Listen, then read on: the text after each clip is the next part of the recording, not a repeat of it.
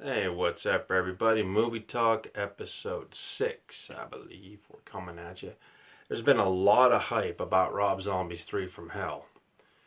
Now, in case anybody doesn't know, I am one of the biggest Rob Zombie fans there. But make no mistake, I love his movies. But Ryan Nicholson is always going to be my first horror director. He put out the infamous cult classic Gutterballs. Now, if you haven't checked that one out, if you got a strong stomach and like something a little sick, check his stuff out. I really dig the guy. That being said, we're going to talk about two movies out of the Rob Zombie canon. Maybe three. See where we're at. The first one he broke ground with was House of a Thousand Corpses. This is about a young couple. Two young couples. They take a road trip. They end up in a sort of museum of the oddities, if you will. Next thing you know, they're in the clutches of Dr. Satan and his evil family. Now, this harkens back to the Texas Chainsaw Massacre, only it kicks it a lot up and adds a lot of adrenaline. The one thing that Zombie did that I thought was pretty awesome in this film and his other films, he made villains so evil you had to like them. I mean, they were just out of control, over the top, pretty good.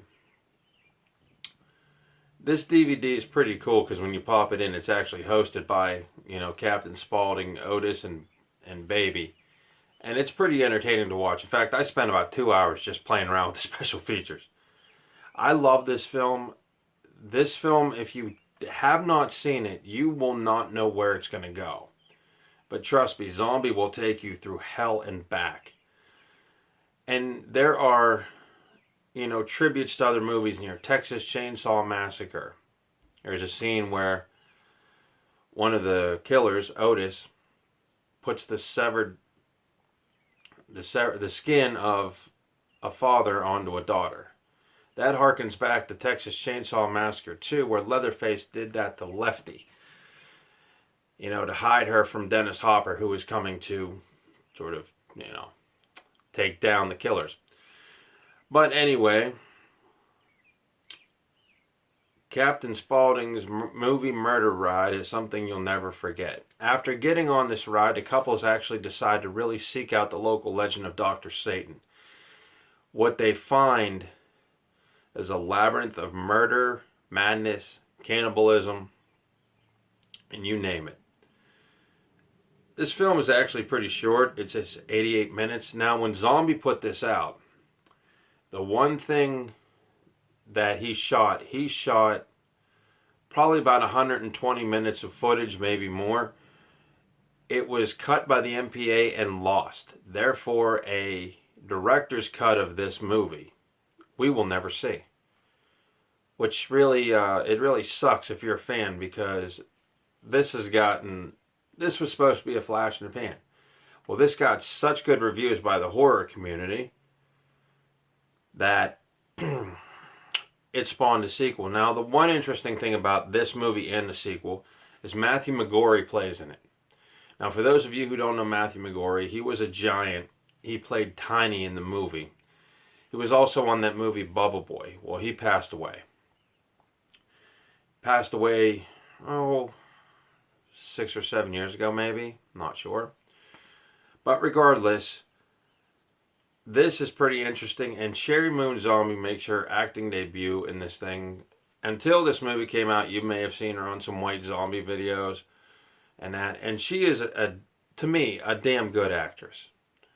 I really like her style. I like the way she brings the psychotic, aspect of Baby. But I also like how she could go from this to being scared in other Rob Zombie films. So, basically, a very fun movie to watch if you're a fan of the Texas Chainsaw Massacre. Like I said, definitely give this a whirl. Now, in this film, you got to pay attention if you're going to watch the sequel, because a police officer shows up to the door to question the Firefly family. He is shot. That leaves the door open for a sequel, although no one saw it coming at the time. His brother, played by William Forsythe, is now hunting the killers in The Devil's Rejects. I cannot tell you how many times I had sat through this thing. In fact, me and my wife actually went to the theater to see this thing. It's one of her top 3 horror films of all time. On this one, it's a little bit different. Zombie wanted to take the film in another direction, and he basically put them on the road, sort of a Badlands type style, where they're on the run from the cops, staying out at seedy motels, killing people, sort of a road trip throwback to, like I said, Badlands or the movie Starkweather. The one cool thing about this is that it does have some cameos in it. Danny Trejo, who played Machete's in this. Diamond Dallas Page is in this film as a bounty hunter. Now, they are ambushed at their homestead, setting the escape. Baby and Otis and Spaulding manage to escape. Also, porn legend Nina Hartley is in this film in a dream sequence. So if you're a fan of hers, you might want to check that out. Now, the one thing I will tell you about this is this was going to be the last film in the canon of the House of a Thousand Corpses offshoot. In the movie 3 from Hell, if you haven't seen this picture ends with them driving up to a blockade filled with troopers, armed guards, shotguns, revolvers. And as Freebird's playing, you see them get gunned down. Now, how Rob Zombie is going to keep these guys from getting killed is beyond me, but I'm glad he did it because I cannot wait to see the exploits of this Firefly family in the next chapter. Now, apparently, if you haven't seen anything or read up on anything about this, they are in prison, and it looks like your classic jailbreak movie. Let's kill a bunch of guards, dress up as cops, let's get the hell out of here, we'll burn some money, and we'll go after the district attorney. That's kind of what I'm getting out of it, but you guys be the judge. These 2 movies are very fun, but you have to have a strong stomach to sort of deal with it. This one is loaded with special features. I mean, we have the unrated director's cut. Finally, Rob Zombie said, look, not losing no more footage. Let's show it. So they did. The Rugsville Green Show, Rugsville's #1 talk show, that was actually playing on the TV in the background of this film. Cheerleader Missing, the Otis home movie, that ties into the first film. Satan, Get Me Along Without Me. That's Buck Owens doing that video. Deleted Scenes. Matthew McGorry tribute. This was his last picture. And he makes a memorable performance in this as Tiny the Burnt Killer. Theatrical trailer and TV spots, yada, yada, yada. And 30 Days, the making of The Devil's Rejects, which is very, very interesting. It runs 144 minutes.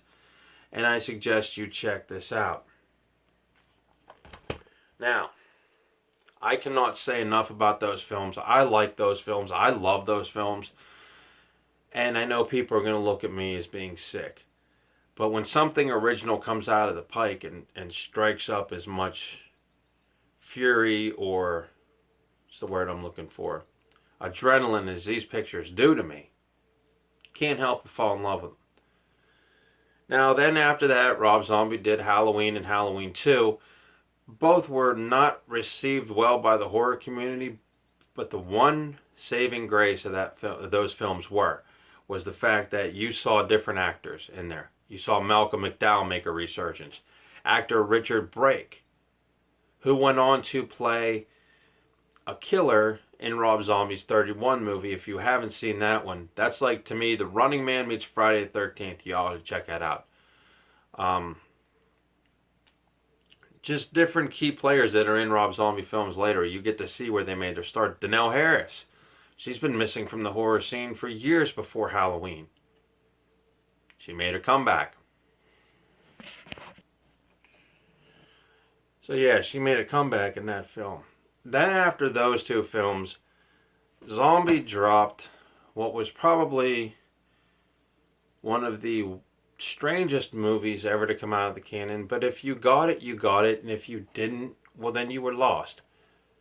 Lords of Salem. Regardless of what critics say, I really like this film. The reason I like it is because I watched it, probably about 7, 8, 9 times. And the reason I like it is because you cannot tell what the hell is going on in this film. And even the storyline is a little bit shattered. Again, it stars Sherry Moon Zombie. She is a radio DJ who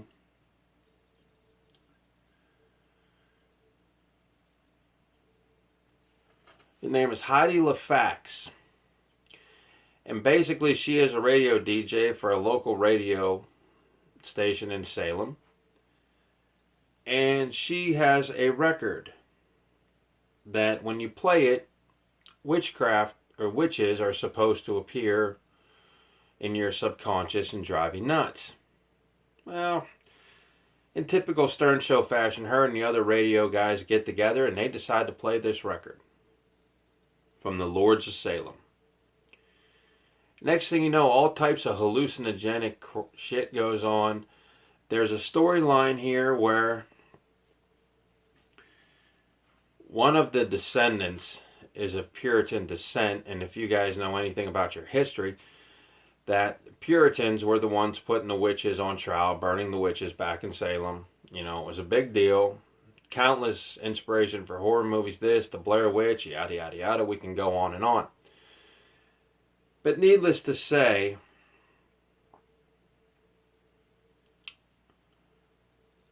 the sounds played on the record trigger the town's past in the form of hallucinogenic, and to the point where you don't know what's real and what's fake. What I like about this film is it's a throwback to the 70s sort of grindhouse deal films that, you know, came out, and it's shot in such a way where it would look like it would fit in.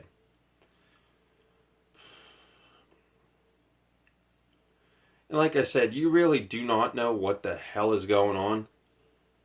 It's a descent into satanic madness.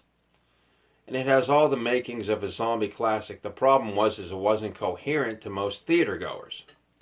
They walked in expecting to see a great Rob Zombie ride. They walked out going, what happened?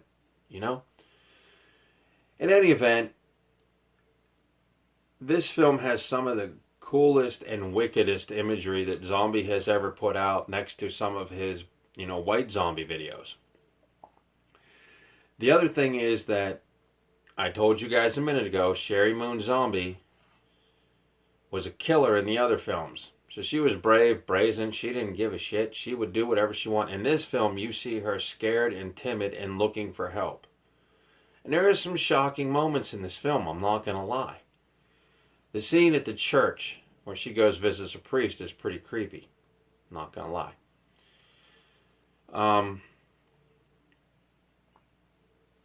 But at the end of the movie, you really don't know what's real and what's fake. And that's what's the fun about this movie.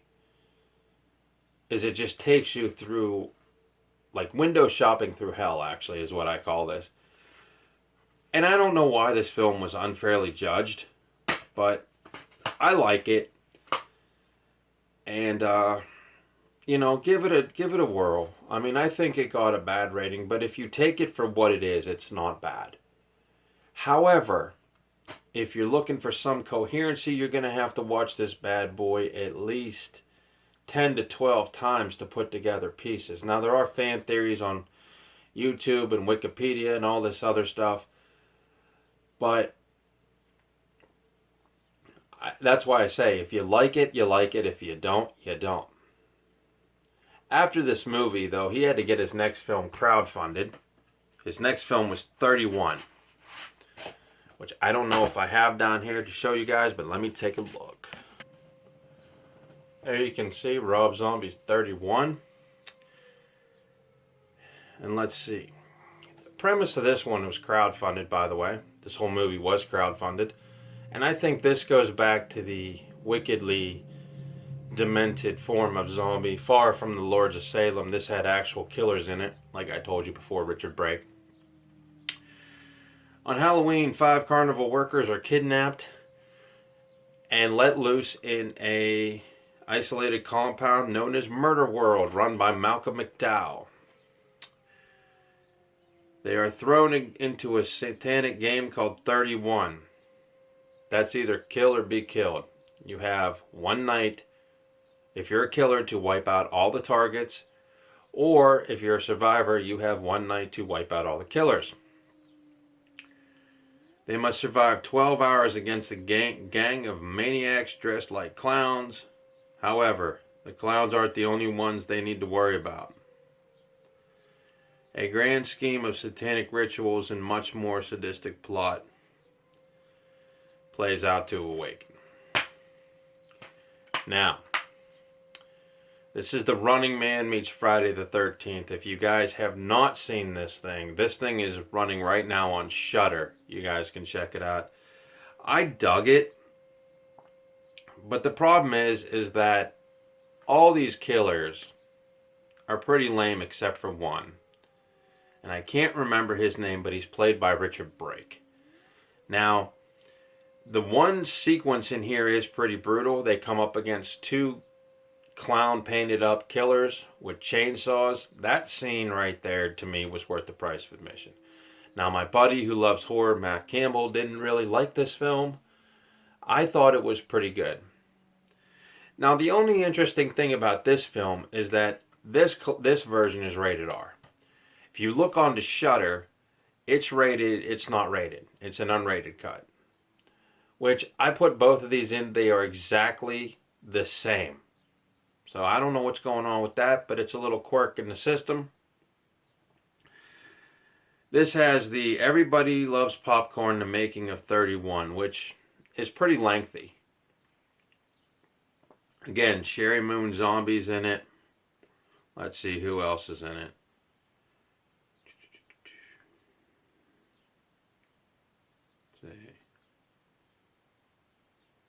There's a lot of people in this. Sherry Moon Zombie, Jeff Daniel Phillips, Lawrence Hilton, James Megster, Keith Jackson, Richard Brake, Lou Temple Carr, the great Malcolm McDowell. Now, Richard Brake, when you first turn this thing on, he plays the killer that is talking to you. And then you find out he's talking to somebody else.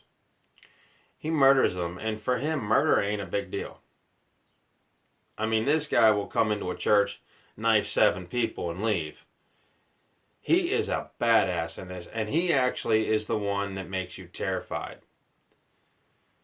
So they call him in, I guess, when the killers can't get the job done. And like I said, I wish I knew his name, but it escapes me from now on.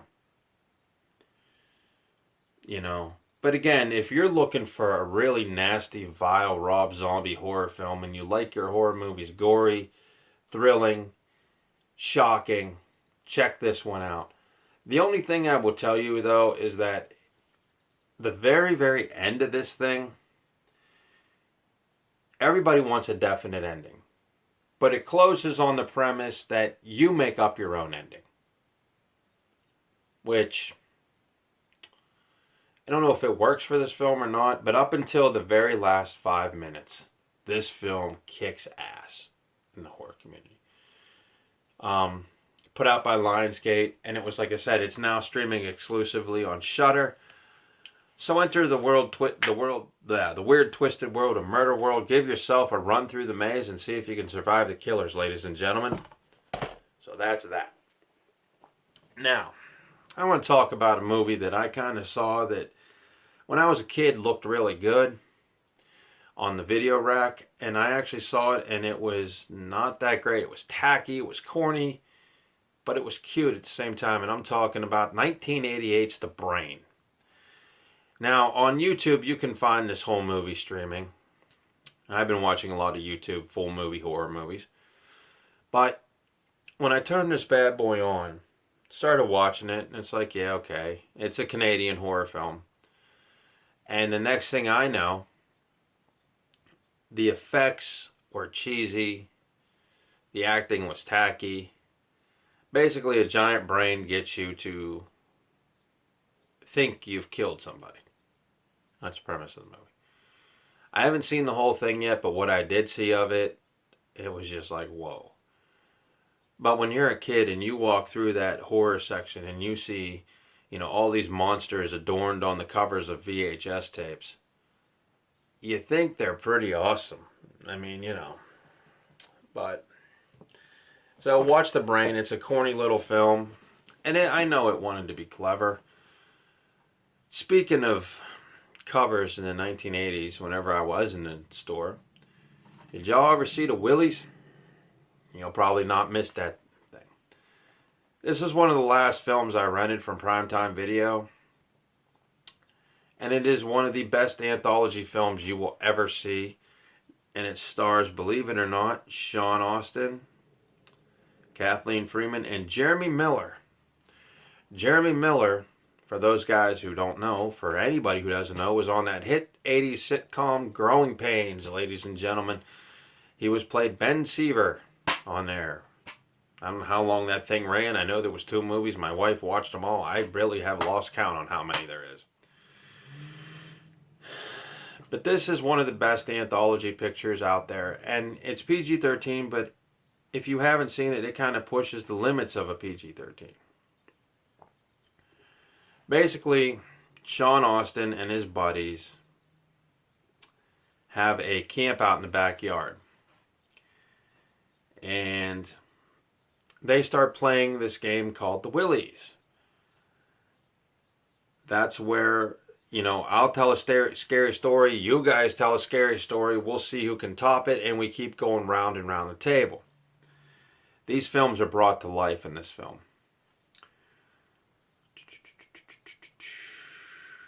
There's classic ones, poodle in the microwave, a rat in the fried Chinese food, an old guy taking a ride on a horror ride who has a heart attack. But that's just the tip of the iceberg because 2 more stories are set in this film. All the 5th grade bullies love to pick on Danny Hollister. No one believed Danny when he discovered a monster in the school bathroom. Now I want to tell you something. This film's clever because I'm not going to tell you who the monster is. It's a human. And his occupation is very close to something that I do. But check it out. It's a very classic, creepy PG-13 fun. Now the next story is about Gordy Belcher. Gordy's a creepy fat kid whose only friends were bugs. And he had lots of them, Gordy did.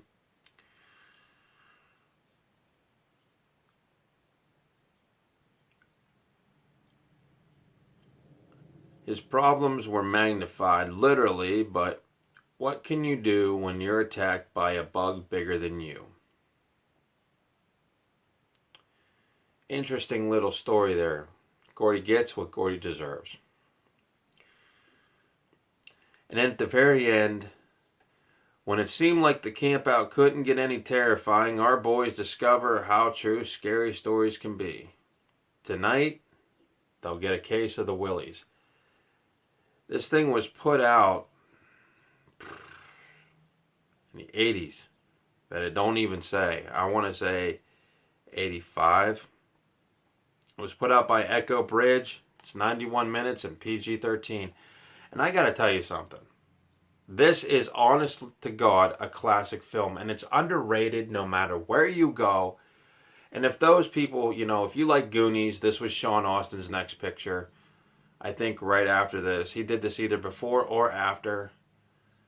And this is a pretty neat little film. And it's directed by Brian Peck.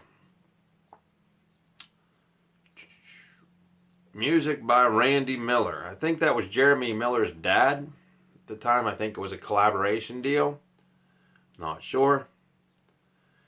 And it stars James Karen, sorry. James Karen plays a prominent role in this film, and you'll see at the end why. This is a pretty cool movie, and it stays with you. I mean, this is just a fun little thing to put on. You know, pre-Halloween, you know, you got kids around, throw this on. Definitely look into it. And it's a classic. And that's all I got to tell you. Maybe later I'll do a movie talk, Revenge of the Nerds. I want to get that out, you know. I was going to talk about Hellraiser, but with 3 from Hell coming out, I wanted to sort of tribute the other 2 movies. And like I said, that is one horror film that I wish I had right now. I wish I had it because I could preview it for you guys and let you know. As far as that movie Gutterballs goes, I'll just synopsis it for you. If you ever seen I Spit on Your Grave, take that revenge formula, stick it in a bowling alley, hype it up, get a couple of overacting kids, 2 bowling teams can't get along, and they start disappearing one by the menacing BBK, the bowling bag killer, who is probably the most wickedest serial killer you have ever come across. You know, and like I said, that film was done by Brian Nicholson. And when I saw that film, I just absolutely fell in love with it. And it has a twist in the ending. So if you're not ready for it, the twist will throw you. Ryan has also done Dead Girls, More New Dead Girls, Famine, very cool classic movie. And he's just an all-in-all icon to me. I have a signed bowling pin over here used for gutter balls too. You know, it's pretty awesome. Hanger, he did Hanger about a deformed kid who was the survivor of a failed abortion attempt. It's pretty wicked stuff he dabbles in, but I love it. I love all of his stuff. So I just wanted to make note that he is my most favorite horror director of all time. In any event, you guys can check those out. It's Movie Talk, and we're talking movies, man.